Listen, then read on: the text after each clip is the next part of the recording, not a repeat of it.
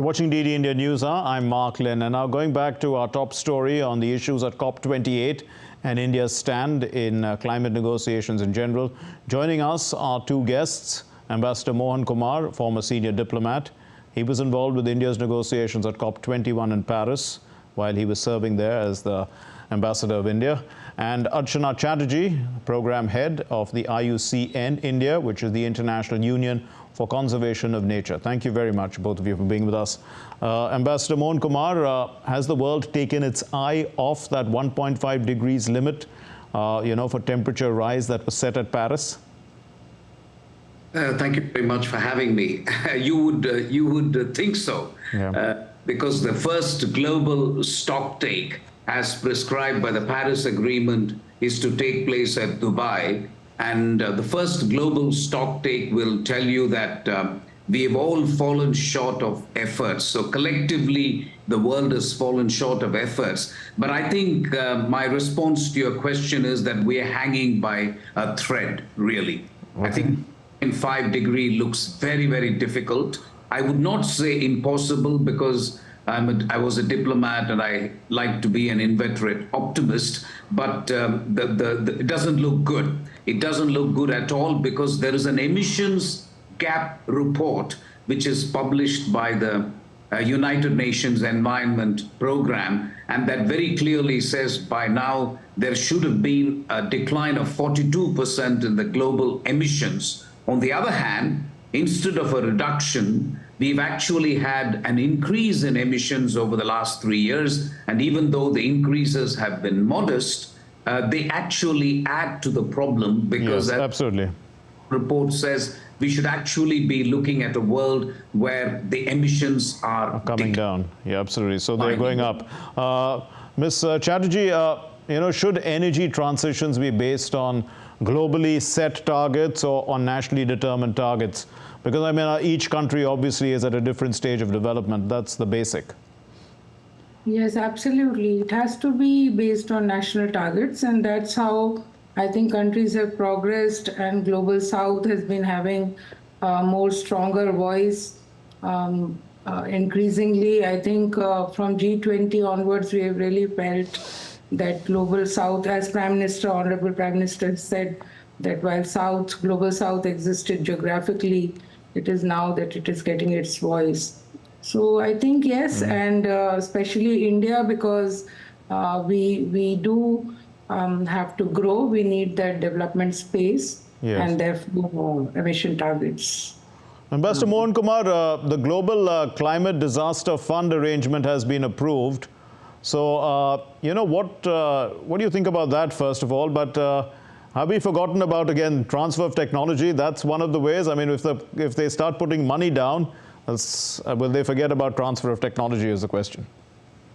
So I think that was a landmark decision taken to establish a loss and damage fund, because it has more than a symbolic value. It recognizes, implicit in this loss and damage fund is the recognition of liability by the developed countries, which have historically been the largest emitters. So there is a lot of legal symbolism there involved, if you like, in the loss and damage fund. I just read that the loss and damage fund has started receiving money. UAE obviously has given $100 million. Others have, I think, contributed. UK, Japan, Germany have followed suit. My view on the loss and damage fund is that this fund is actually destined for very, very vulnerable countries, low-lying countries, countries which face an existential climate threat. And this is the alliance of small island states, if you like. There are 39 states which are extremely vulnerable to climate change. So that is the country, that is the target for this loss and damage fund. My worry is that without actually meeting the first target, which was established in 2009, that developed countries were supposed to transfer $100 billion to developing countries by 2020, which never happened, which is reported to have happened this year. And by now, the estimates of more funds needed is something that the G20 summit, the Delhi summit underlined, that we need trillions of dollars. 4 now. trillion, in fact. 4 trillion is what the G20 said in the Delhi Declaration. But Ms. Chatterjee, among the big issues that are being discussed is obviously going to be phasing out of CO2 emitting coal, oil and gas.